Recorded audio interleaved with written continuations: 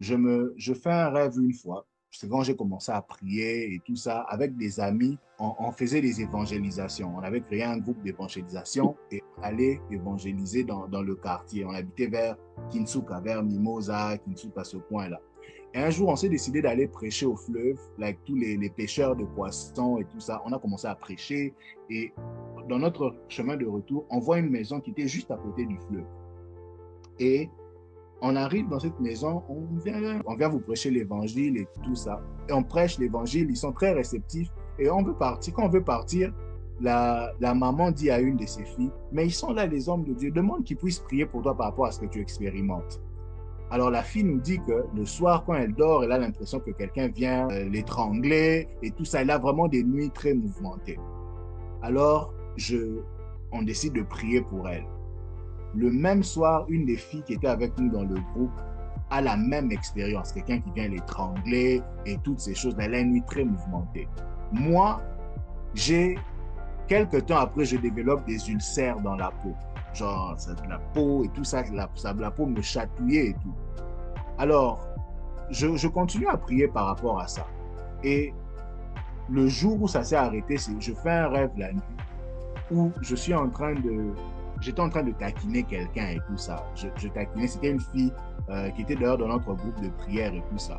Mais elle était à l'intérieur d'une salle. Sur moi, j'avais un bâton. Je jetais le bâton par la fenêtre et tout ça.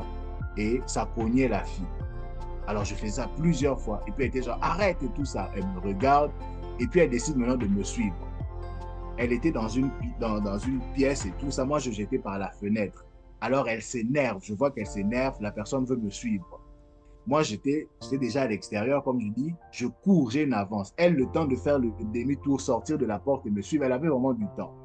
Alors, je cours et je me rends compte qu'elle est finalement sortie de la pièce et elle a commencé à me suivre. Et elle était tellement rapide qu'elle m'a rattrapé. Alors, moi, je continue de courir et tout ça. Et je me retourne maintenant parce que je me dis, ça ne sert à rien de courir, elle va me rattraper, je vais essayer de me battre et tout ça. Je me retourne, elle saute sur moi et elle commence à me griffer. Elle me griffe. Et moi, je mets les mains devant le visage pour bloquer les griffes. Et pendant qu'elle me griffe et tout ça, je sursaute de mon sommeil, je me réveille. Si vous essayez de vous griffer la main un peu comme ça, vous voyez la chaleur qui vient sur la main griffée. Je me Mhm. réveille, j'ai les mêmes chaleurs sur les deux mains. Et je me réveille comme ça, la porte de ma chambre ouverte, parce que je dormais au-dessus, ma chambre donnait sur le balcon, la porte de ma chambre ouverte. Alors je commence à prier, et tout ça. Et directement pendant que je prie, le Seigneur m'inspire, j'avais une bouteille d'eau à côté de mon lit. Je prie pour la bouteille d'eau et il me demande de jeter ça sur mon lit, de jeter ça, de mettre ça sur la porte et tout ça, de mettre ça sur les fenêtres et de boire le reste. Je fais ça et quand je finis, je vais m'endormir. Le lendemain matin, tous les trucs que j'avais sur la peau disparaissent complètement. Et tous les problèmes que j'avais pendant un moment, ça m'a fait, j'ai eu ça pendant un mois et tout ça, disparaît directement. Et j'étais genre, à un moment donné, like, je commençais à me dire, ah, peut-être la fille là, c'est une sorcière et tout ça. Mais c'est seulement ici aux États-Unis que le Seigneur m'a fait comprendre la réalité de ce rêve-là. C'était que la prière qu'on était en train de faire pour cette famille-là et tout, c'était comme si on était en train de lancer des trucs à l'esprit qui était dans la maison, tu vois. Et elle s'est énervée, c'est comme ça qu'elle a suivi pour les répercussions. Alors, j'ai donné cet exemple pourquoi c'était juste de l'eau, mais parce que l'eau avait la directive de Dieu et tout, que que ça s'est passé. Maintenant, est-ce que ça veut dire que si tu as des mauvais rêves, tu as des combats et tout ça, de boire de l'eau, de jeter ça sur le lit, c'est ça qui te sauve? Non, ce n'est pas ça. Et ça, c'est par rapport aussi à la question du sel. Parce que la question du sel, par rapport à les gens qui disent ça, c'est basé sur un texte de la Bible et tout ça. Mais pour moi, je pense on a abusé vraiment de ce principe-là et tout. 2 Rois 2, la Bible, 2 Rois 2, 19. Les habitants de la ville vinrent dire à Élisée, vois-tu, notre ville est bien située, comme mon Seigneur peut le voir, mais l'eau est malsaine et la terre est infertile.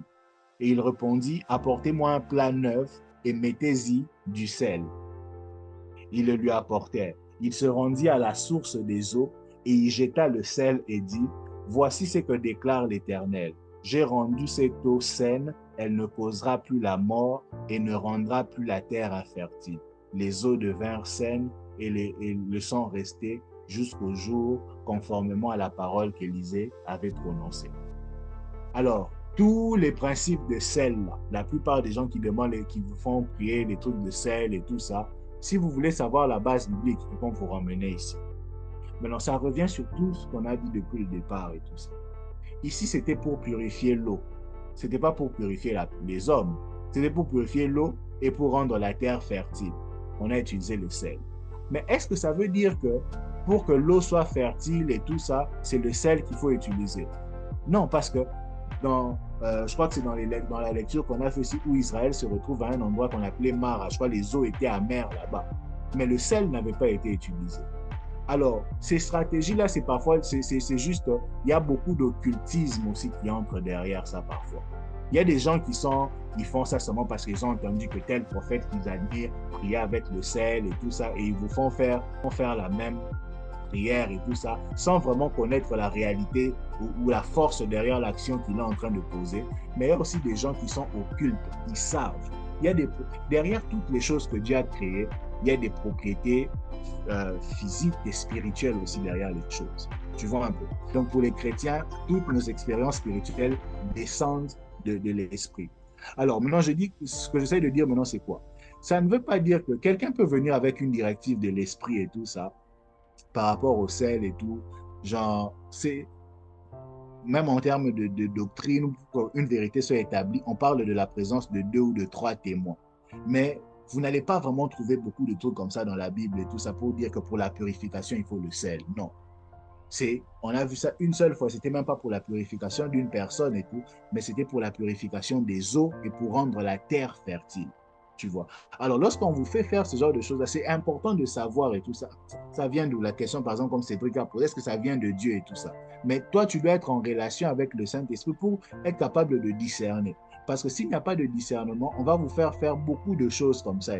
Oh non, le sel ici, va acheter ça, par exemple, à tel endroit. Va acheter ça à tel endroit. Je veux que ce soit tel type de sel ou tel truc de choses que tu dois faire. Il faut faire très attention à ce genre de choses-là. Et si on a déjà eu à faire ce genre de choses sur vous, ce genre de prière, vous avez besoin à moins que ce soit vous soyez tombé sur quelqu'un qui faisait seulement que copier. Mais si c'est quelqu'un qui savait ce qu'il faisait, on doit prier vraiment pour votre délivrance. Donc, le truc du sel ici et tout ça, ce n'est pas une doctrine, ce n'est pas la base biblique et tout ça. Je vais essayer de faire encore des recherches, revenir la semaine prochaine pour nous parler encore de ça et tout plus profondément. Mais une des bases bibliques de cette pratique-là, c'est avec ce qu'Élisée avait fait. Et il avait plusieurs méthodes. Élisée avait plusieurs méthodes pour atteindre plusieurs objectifs, indépendamment de comment est-ce que le Seigneur travaillait avec lui. Il y a quelqu'un qui perd le métal de sa hache et tout ça dans l'eau. Qu'est-ce qu'il demande de faire? Il dit, OK, donnez-moi le bâton. Il jette ça dans l'eau et la partie où le bâton tombe, la hache qui s'était enfoncée remonte à la surface pour prendre ça. Maintenant, est-ce que ça veut dire que quand ta vie, tu as l'impression que ta vie est perdue et tout ça, il faut qu'on prenne un bâton, on te jette ça dessus ou qu'on vienne te taper avec le bâton? C'est comme ça que je dis qu'on a parlé de toutes ces stratégies, des méthodes, des choses qui sont dans la Bible mais qui ne sont pas doctrinales et tout ça. Il faut vraiment dépendre de la direction de Dieu. Si c'est quelque non, il faut toujours faire ça, on lave avec le sel, on lave avec ceci, vous êtes peut-être en la présence de quelqu'un qui est dans des choses occultes ou bien de quelqu'un qui essaie juste de copier parce que quelqu'un qui connaît avait fait cette chose-là.